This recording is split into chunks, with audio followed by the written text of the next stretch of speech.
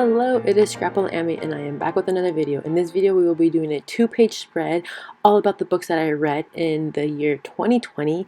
I actually read a lot of books for me personally. Obviously it's all relevant. I read 14 books this year, which is higher than what I typically shoot for. So typically I try to do one book a month. It does not typically happen. I think in 2019 I think I read 9 books, and this year I read 14, so that's actually higher. And I think the reason why I read so many books was obviously because of COVID, but more importantly, and I think the real reason, is because I read a lot of contemporary romance books, which typically is not my genre.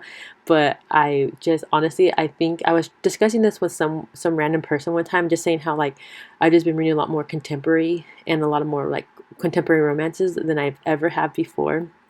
And she was saying how she was the same, and she thinks it's because of COVID and just everything with the world, in the US in particular, that was going on with us. So we just needed something nice and fluffy and not too crazy, and I have to completely agree with her. I think that's why I picked up so much more contemporaries than I've ever typically read. And to me personally, I read contemporaries so fast, well, not fast, but just faster than my normal reading.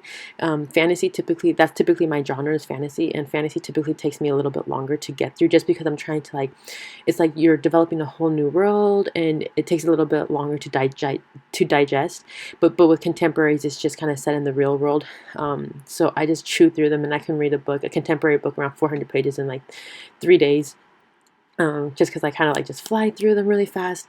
But nonetheless, I had such a good reading year, and I pretty much enjoyed all the books. So what I did was I printed out the book covers to the books that I read on my HP Sprocket. I did basically, because the HP Sprocket print comes in 2x3s, and all I did was I did 4 prints on one. I collaged it and I printed them out, and I got a stamp, and I put because I was going to do the ratings on it. And I did want to write how many pages were in each of the books, but that was kind of an afterthought. So you kind of see, I kind of just ended up scrunching them on there. But I'm just going through there, placing the book covers sporadically on the 2 pages. I didn't really want, so I was going to originally put all of my favorite books on the left hand side, and then all the other books that didn't have a 5 out of 5 rating on the right hand side. But I decided to kind of make it more of a little mystery hunt, and kind of look around for it. But I definitely wanted to put Serpent and Dove in the very top, because that was just my favorite book of the year. It's a fantasy book, so if you like fantasy, and if you like love to hate, or hate to love romance, I definitely say check it out. I had so much fun reading Serpent and Dove. Even though it is a fantasy, I did kind of go through that book pretty quickly. I think it's a little bit larger book too. I think it's a little over 500 pages, but I read it in a week, and that's typically not me for a fantasy.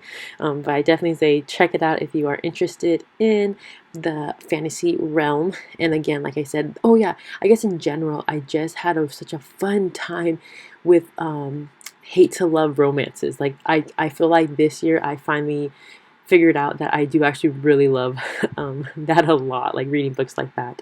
So Serpent and Dove was one I read early on, and I did read twice in 2020. And you guys, surprisingly, I love these books right here. So it's called A Simple Wild, and then Wild at Heart is number 2, and then they just came out with the 3rd book to the series, and this is a contemporary. And honestly, I really, really loved it, and I definitely recommend anybody who likes contemporary romance to try out The Simple Wild. It was just, I'm telling you, I kind of came from my reading experience for The Simple Wild was kind of it was just a decent book, and I was really invested into Callie at first, because she's such a superficial, high maintenance person, and I'm not really into characters like that. She would never be my friend in real life.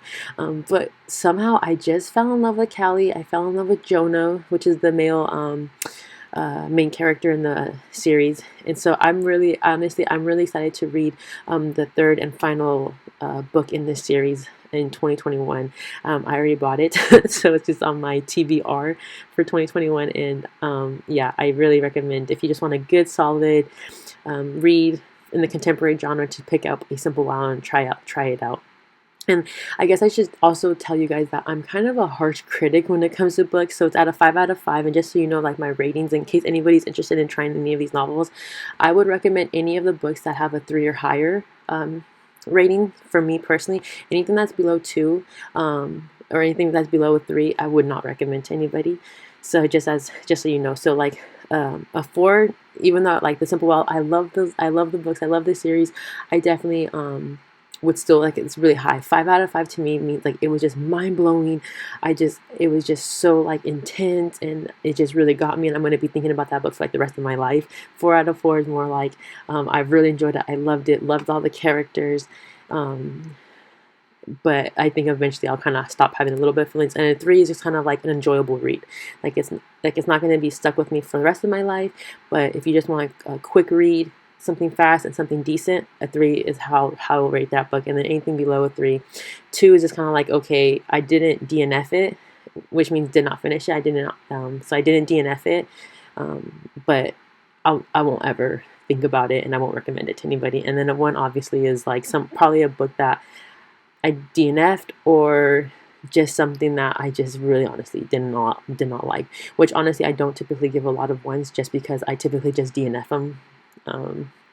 So yeah, so it's really rare to ever see a 1 score for me. But yeah, so let me see. Okay, so I'm going to just talk about the books that I would definitely recommend to you guys that I'm talking about, or that I'm writing about here. So like I said, I definitely recommend Serpent and Dove, The Simple Wild, The Whisper Man. The Whisper Man I thought was really, really good. It's very suspenseful. It's kind of, I think it's considered a thriller and not necessarily a horror book, but I could be wrong about that. But this is my first time reading anything by Alex North, and I actually really surprisingly liked it. It did take me a little bit longer to read, just because, like I said, it's a little bit more of a thriller, and I do enjoy thrillers, but they kind of just, I get kind of scared to pick it up again and read it.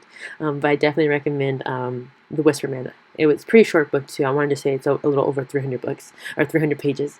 And I also honestly would recommend The Unhoneymooners. I loved that book so much. That book was probably the quickest book that I read out of all of the ones that you see here, was The Unhoneymooners, and that was just because I loved it. I loved it so much. It's a contemporary, and it is a hate to love romance. And like I said, I found out this year that I completely love that type of genre. And I also think I just kind of related to a little bit more just because the main character is, I want to say she's Mexican, maybe Latin, I don't know, but I think she is Mexican. And I haven't read a book that has like the Mexican lead, I guess, or the main character is Mexican in like ever. I don't think I've ever had that, and obviously I'm Mexican in case you didn't know that.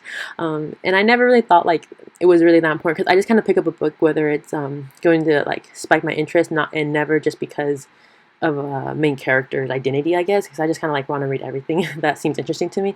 But I think I could just have related to her a little bit more, the main character, just because she was Mexican. So yeah, I think that's pretty much it. During when I was making this layout, I didn't finish In a Holiday or The Bear and the Nightingale yet.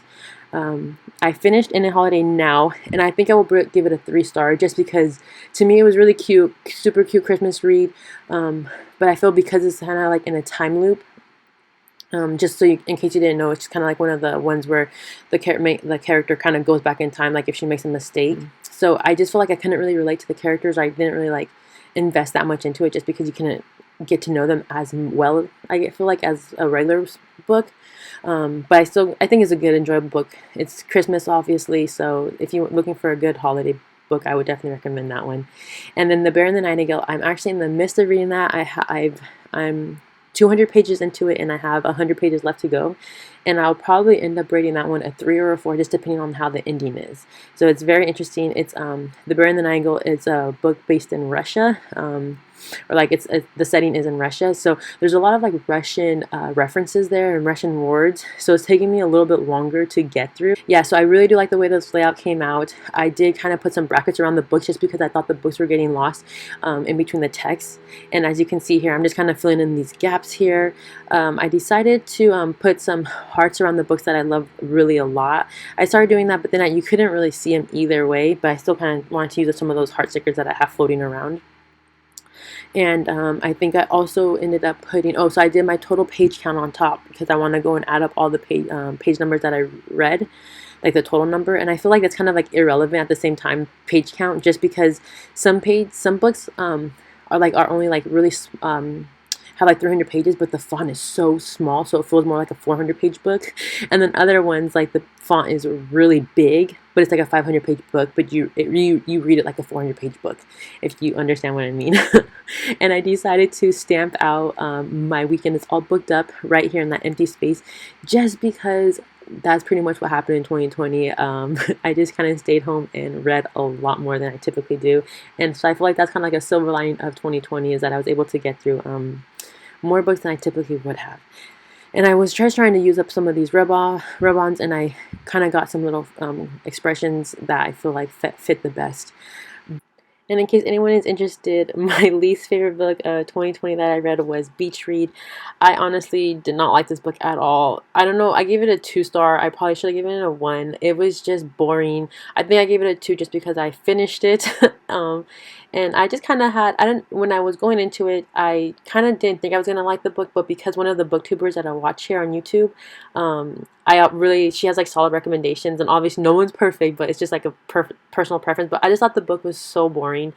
So that's just my personal preference. I just didn't think there was much depth to it at all. Like I was really bored, and some of the issues that the characters were having, I didn't really relate to them. Obviously, the main character's issue, I understood why she was upset with her dad and what have you there, but just in general, I was honestly like snooze fest, and I just kind of wanted to finish reading it just to see if anything exciting happened at all, and nothing really did.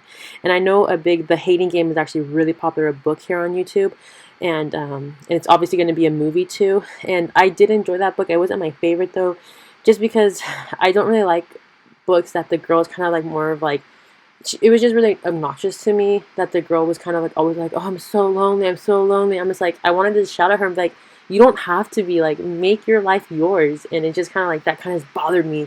But I still give that one a 3. I kind of wish I would have given it a 2. But yes, this is pretty much it for my book page in my 2020 flip through, or my 2020 bullet journal.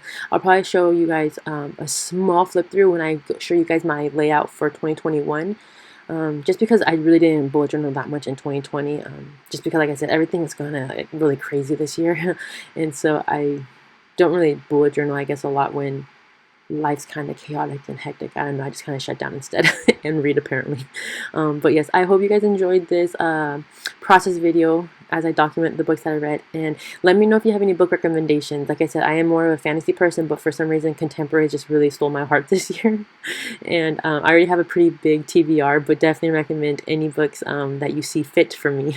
I would really appreciate it. And thank you guys so much for watching, and until next time, take care.